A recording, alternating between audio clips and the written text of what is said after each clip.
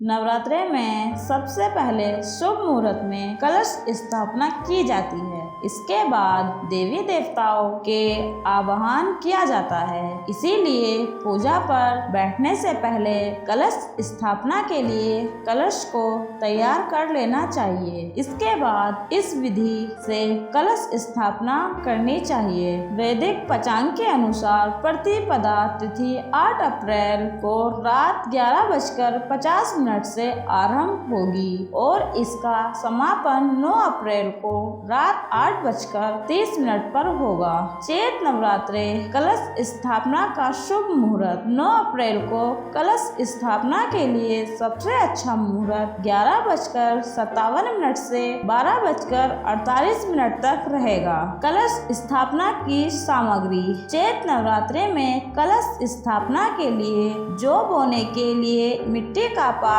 साफ मिट्टी का एक छोटा घड़ा, कलश को ढकने के लिए मिट्टी का एक ढक्कन, गंगा जल, सुपारी या 1-2 रुपए का सिक्का, आम की पत्तियां, अक्षत, कच्चे चावल, मौली, कलावा, रक्षासूत, जौ, जवारे, इत्र, फूल और फूल माला, नारियल, लाल कपड़ा, लाल चुनरी, दूब्र, घास की जरूरत पड़ेगी। कलश स्थापना की तैयारी। सबसे पहले मिट्टी के बड़े पात्र में थोड़ी सी मिट्टी डालें और उसमें जौ के बीज डाल दें। अब इस पात्र में दोबारा थोड़ी मिट्टी और डालें। इसके बाद बीज डालें। इसके बाद सारी मिट्टी पात्र में डाल दें और फिर बीज डालकर थोड़ा सा जल डालें। ध्यान रहे इन बीजों को पात्र में इस तरह से लगाएं, उगने पर यह ऊपर की तरफ आगे बढ़े, यानी बीजों को खड़ी अवस्था में लगाएं और ऊपर वाली लेयर में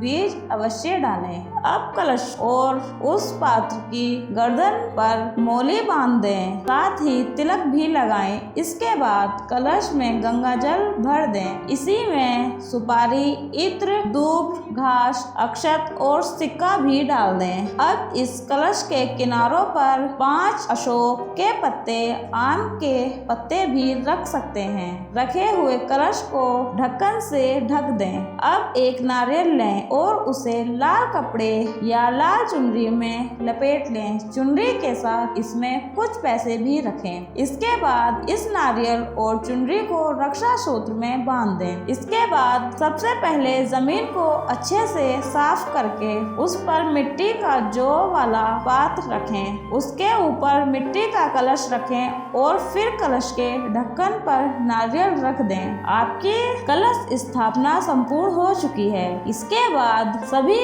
देवी देवताओं का आह्वान करके विधिवत नवरात्रि पूजन करें। इस कलश को आपको 9 दिनों तक मंदिर में ही रखना होगा। बस ध्यान रखें सुबह शाम आवश्यकता अनुसार पानी डालते रहें। धन्यवाद।